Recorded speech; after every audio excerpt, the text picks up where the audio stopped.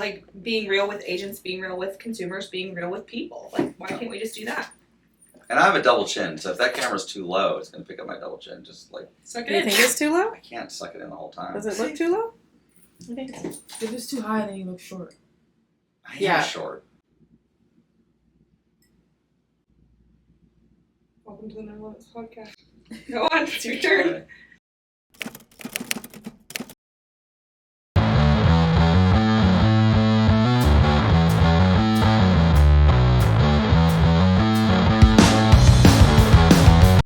Hi, this is Crow McClellan. Welcome to No Limits Podcast, where there's no fluff, no BS, and we're just going to have open conversation. A whole lot of realism over here. It's Leah Williamson, and we're excited for today. Yeah, it's going to be fun. We're going to talk about transparency with consumers, and we're going to talk about deals, and we're going to talk about market, and we're going to talk about the wonderful Fed. You want to talk about the Fed? Like, that'd be fun to talk about, wouldn't it? Like, actually, maybe we should start with that. Are rates going to go down? Like, what's going on with the rates? I don't know. I watched that whole conversation and still was like, somebody wants to slash them. Somebody says they're fine, and you wanted your time back? Yeah, I do.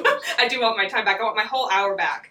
Yeah, it's interesting. I think that they need to come down. I don't think that they're going. I don't think that they're going to anytime soon. Do you feel like that's a political war? Like, is that more of a politicized? Yes, everything's a political war. It's a softball. Yeah, it is. I'm like, you're gonna bomb me no matter what, so just throw them at me. No, I definitely think it's a political pool. I think that there is a conversation that needs to be had behind closed doors and solved, and then it needs to come out, and it just needs to be done, and we need to move forward. So we're dealing with a political position that is harming the industry. 100%. Harming the consumer. 100%. Yeah, I mean it's really unfortunate. I mean I feel like there's so much pent up like emotions in this that so many people in Q1 and Q2 they're like waiting for rates to drop, and I just feel like there's this pent up demand that's like waiting to cross the line. This happens in many different markets where they're just waiting for the shoe to drop. Right? And they're like, all right, once rates drop, I'm going to rush to the market and buy houses. And right now we're dealing with the reality that inventory is days on market's going up. Woo! Up is an understatement of what days on market is doing. It is stagnant. And it is frustrating for sellers who thought they could sell in a couple weeks, a month. I mean, it's average days on market's above 47 now. So, I mean, we're creeping. And that was from sub 30. Yeah. Like it was like, so it is a huge tectonic shift. So it's almost double what it was, getting close to doubling what it was. Prices are slowing down a little bit. Yep. Right. So they're not, that appreciation. I heard a interesting number the other day because I was talking to an agent, and the conversation was, oh my gosh, should they buy a house right now? Right. What happens? Like, should someone buy a house right now because prices are slowing down?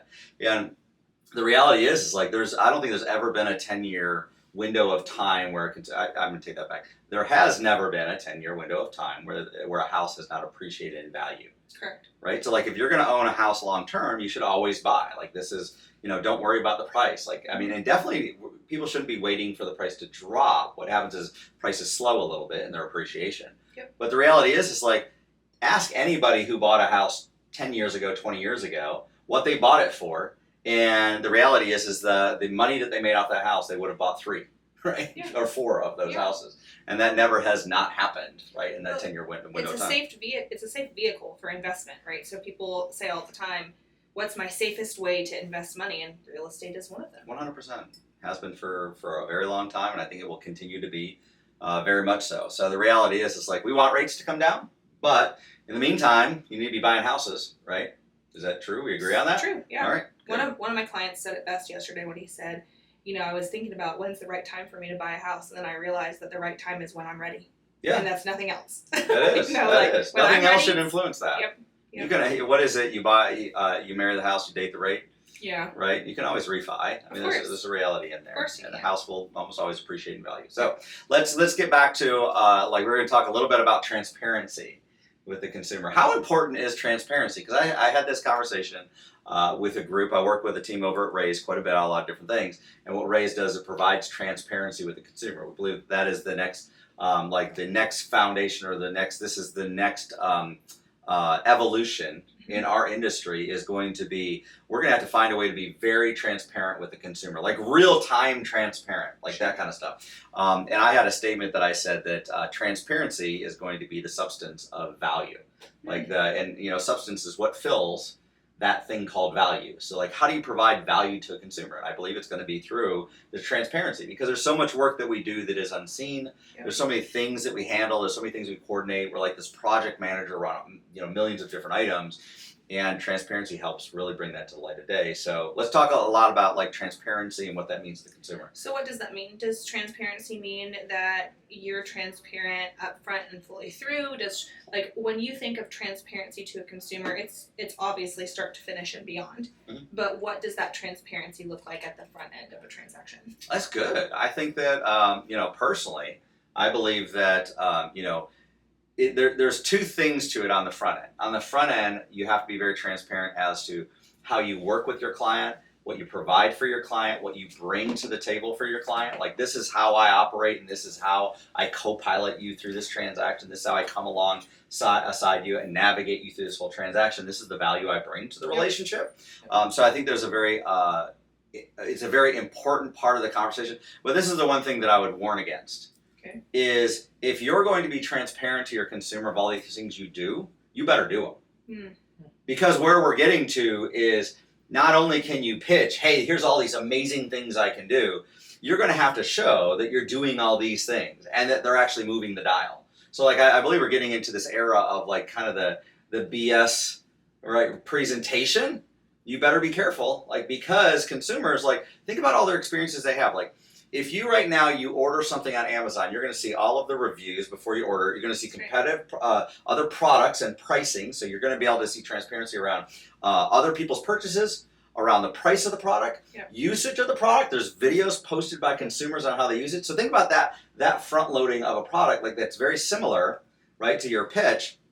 Then think about how that transparency goes all the way through the transaction, right? From you ordering, you know exactly when it's going to be delivered. You can see the truck driving to your house. You know what stop you are in the order, right, of stops that's going to happen. Like, all these things is very, very, very transparent. Like, and that it goes into every relationship I think the consumer has in almost every industry. From when I book flights or hotels, right? Very transparent experiences, right? When if I'm going to buy something from a Home Depot or a Lowe's, I actually know what their inventory is before I even drive to their store. So if I need to buy, 14 4x4s or 16 foot long, I can look at the 5 Home Depots in my area and know which ones have it in inventory right now, real time. Like, that's the kind of stuff that changes the dynamics of the relationship between a consumer and the provider, right? And when we live in a world where everything is internet based, and you can look at things real fast, everything's instant gratification, and you can use AI to ask AI, hey, what can I expect out of such and such transaction, right? And it spits you out a step-by-step procedure. Do you think that there's some misses there with agents when they're going into these appointments of what they're missing if they're not on the forefront of that? Do you ever do that? You ever go and chat and type in, like, what should I ask my real estate agent? And then it kicks out the question. I mean, it will. Well, how many of your customers do that? You'd have the answers. Probably a ton, sure. Right. Well, I think I do it when I'm going on a showing appointment even. I'll type in my addresses and I'll say, spit out all the details on all these properties. And then I'll take it with me with notes so that I can give it to my consumer and say, hey, these are all the properties we're visiting. This is all the details about them, and here's a note section for you. That's awesome. Because if they're not doing it, I'm doing it. Then I can set the expectation that way. But I'm sure that there is a, hey, give me a contract. Like, when I make an offer on a property, what are the things I need to know about? Okay, so we agree on the front end of the relationship that transparency is very important.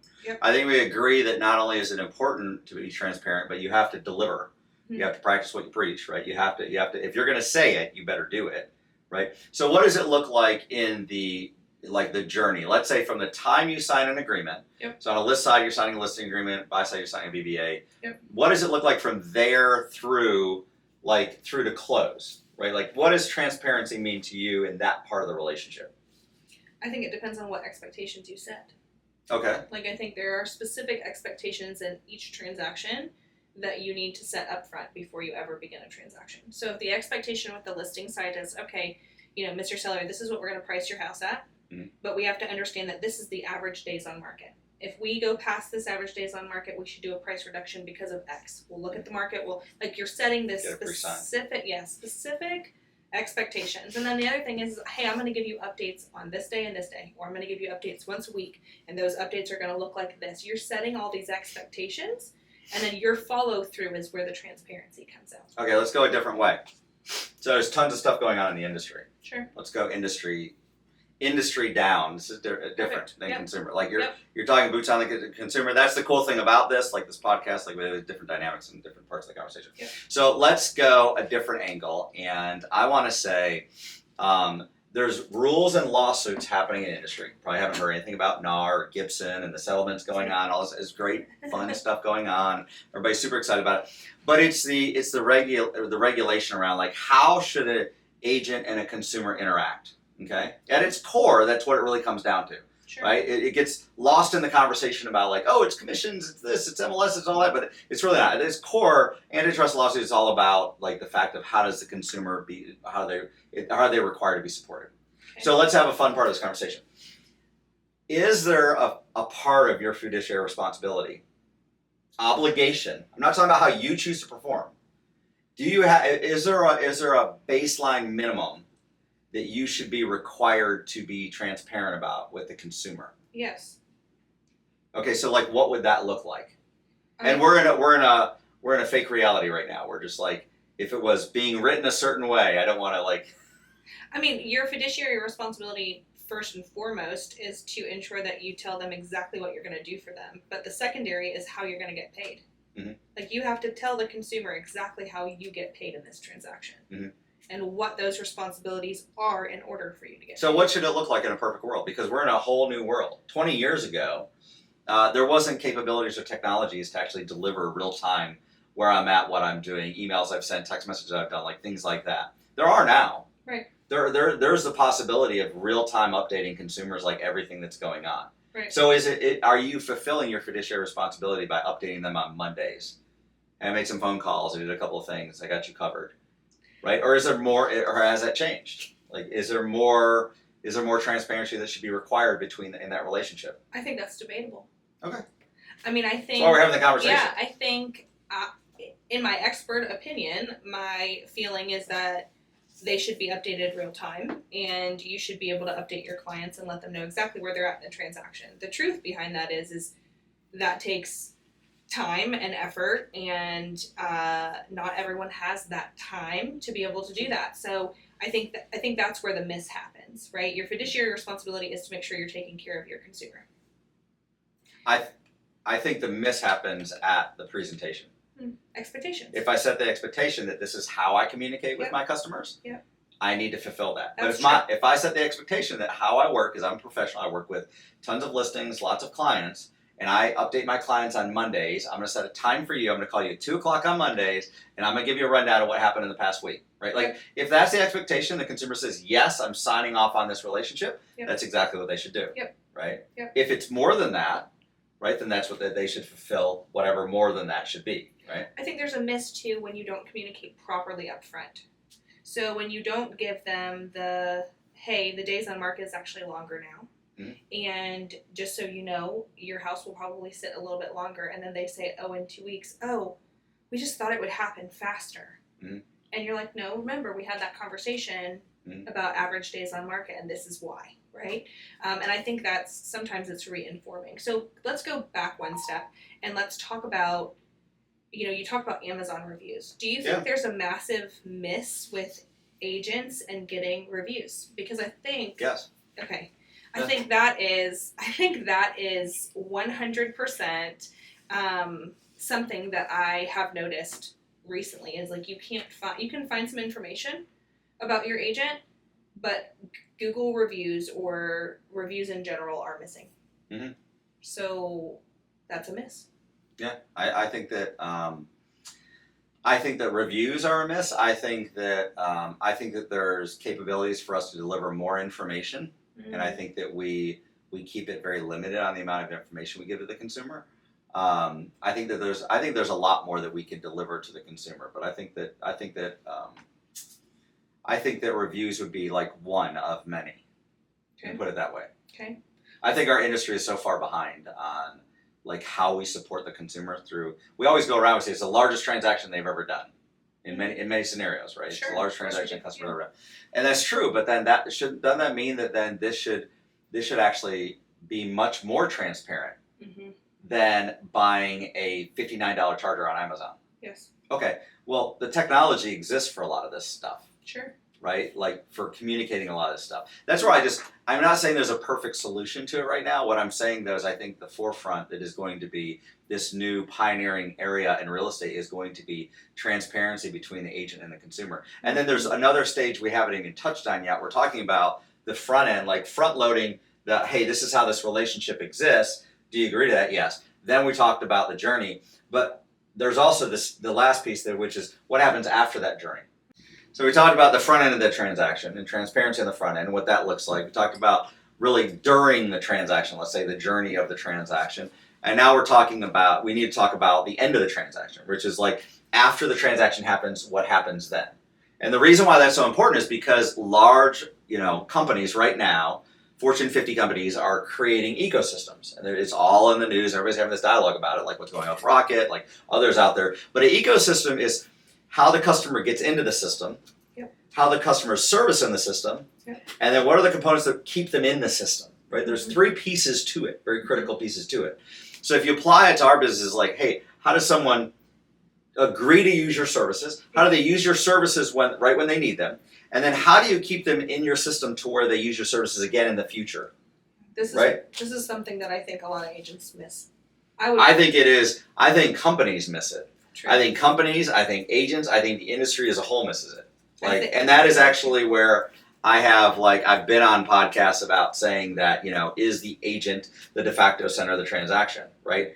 And I think that and we'll save this for another time, but just to clarify, I believe that agent plays a significant role in the transaction. I think there's absolutely no doubt about it. There's a critical role. But I think you have to be careful about saying I'm the de facto center of a transaction. See, the reason why an agent was the center of the transaction many years ago was because they couldn't get to inventory without an agent. Truth. So by default, they had to go to an agent. Truth. Yep. A lot of those pieces have been removed, right? Now, an agent plays a significant project manager role in this and plays a very critical role within the transaction. But really what has become the center of the transaction is the client. The client is the center of the transaction, right? And there's a very real reality there. And everybody else orbits around the center of the transaction, which is the client. And most of them can be replaced, right? Can an agent, as a human being coming alongside an agent working with them, be replaced? Not really. Consumers like people working with them. But does that make them the center of the transaction, right? So anyways, as these ecosystems are being built, we have to think about how do clients come to us, choose to use our services, how do they use our services, and then how do they choose to come back to our services? I think transparency will play a really, really critical role in all three of those. I think you're right. So how do you think it plays out in the post-close world? I think there's another piece of setting expectations. Okay, now that we're on the road to closing, let's talk about what happens after you close, right?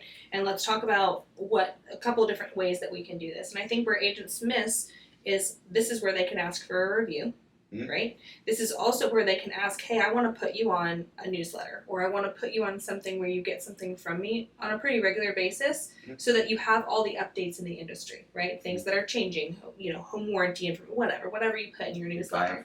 Right, valuable information for your home ownership journey, right? And then you're still the forefront. You're still the person who's in front of them the next time that they choose to buy because you're still in constant contact with them. I think the other thing is follow-up. I think a lot of agents are looking at a right now transaction and not a long-term transaction, and I think that's where the miss is as well. So the transparency of, hey, this is how I set up my deals after closing. This is what happens when you're in your home ownership journey. Let's talk about that. And let's put that forth and let's put a plan in action. I think a lot of people are missing, a lot of companies, a lot of agents, a lot of us are just missing that key fact of how do we put together a post-closing plan and be transparent with it and get the agreement up front. So real estate's been run more like a one-night stand. 100%. Way too long. 100%. We should put that in a little tagline. One-night stand. Real estate, the one-night stand. Yeah, then you can use all the bloopers from the previous. Right. All the whole references work out. I'm gonna edit you out now. You can't say oh. From earlier. I think that's a good place to land it. I think that's a good conversation about transparency. I think that we could actually go a lot deeper into each one of those and maybe talk about tools and maybe talk about like good practices and things like that. But I think the most important thing is for people to walk away with just thinking about these and like rationally going, all right, this is something that is a fundamental piece of my business that I need to take seriously, right? Like that's really what this is about. Even if you took one thing from what we said today and you implemented it in a different way, strategically you could grow your business that way. What would be the one thing? Transparency in one of the sections, probably all of them. But for me, if I was taking something away, it would be my post-closing plan. What does that look like? Your post-closing plan. Instead of having a one-night stand, how do I turn it into a long-term relationship? There you go. There's your taglines for Are you going to ask me what my one thing would be? What would your one thing be? You snapped a little, so. That's Trish. She's producer's too loud. And we're slowly leveling up our game with this. We're just having fun with it. So anyways, my one takeaway would be if you're serious about your real estate career, you need to join local realty, right? I like that That takeaway. would that be the one takeaway? Yeah. Is that too forward? No shameless plug at all, but it's fine. No, I honestly, I honestly think that a takeaway would be we have to take transparency very seriously. Our customers deserve it. They do. And they get it in other industries, and it is coming to our industry fast and furious, and there's lots of tools and resources to leverage it, right? But make it something that you take seriously. Don't get so distracted about how you have to have AI. Like, you're going to have to take AI seriously, right? There's no doubt about that. Doses. But you're also going to have to take transparency in how you bring the consumer along on this journey, and you're co-piloting or you're partnering with this consumer, and that's what I think is so important in this industry. I think we got to get in a mindset of partnering. Like brokers have to partner with agents have to partner with customers. We have to provide value in these relationships because one day when you turn around and there's nobody doing business with you anymore, whether you're a broker or an agent, and you no longer have business, don't question why you don't have business. You don't have business because you didn't provide value. Yeah. That's it.